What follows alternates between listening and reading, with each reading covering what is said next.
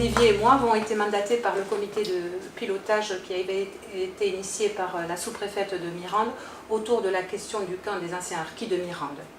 Donc ce comité de pilotage réunit différents partenaires, des institutionnels, l'État, la région, le département, les communes de Mirande et de Berdoues, puisqu'il y avait une forêt à Berdoues dans laquelle les anciens harkis travaillaient. Ensuite, nous avons des associations de mémoire et d'anciens combattants. Nous avons les lycées de Valentès, le lycée agricole de Mirande et le lycée Alain Fournier.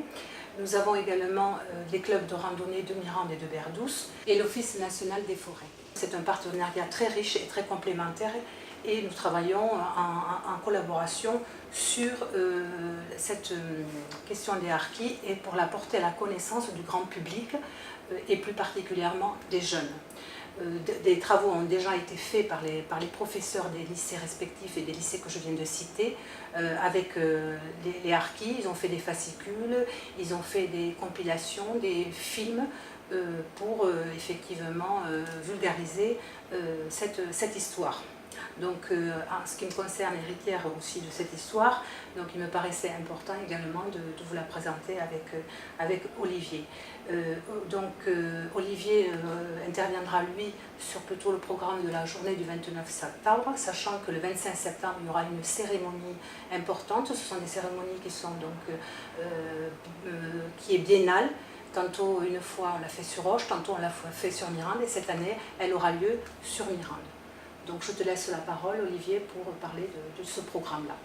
Voilà, donc l'idée, tous les ans, c'est de mettre en place une manifestation à la fois mémorielle, culturelle, voire un petit peu sportive, donc en amont ou en aval de la journée nationale commémorative en hommage des anciens membres des forces supplétives dits harkis.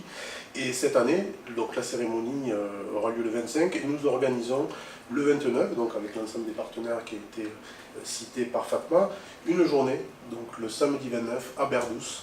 Alors il y aura 3 temps forts. Premier temps fort, la matinée, donc une randonnée avec l'association ACTA. L'an dernier nous étions plus de 80 participants.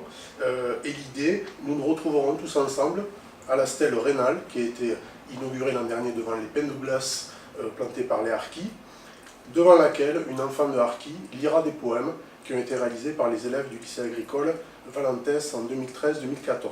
Donc un moment de recueillement qui, je pense, sera quand même assez émouvant pour l'ensemble des participants. Ensuite, un repas déjeuner citoyen en salle des fêtes de Berdoues. Et l'après-midi, nous avons la chance, l'honneur même, j'allais dire, de recevoir Agnès Saja-Louis, qui est la directrice du mémorial de Rivesaltes, avec qui le comité de pilotage a créé un lien particulier, puisque nous nous sommes rendus sur place au mois de mai 2018.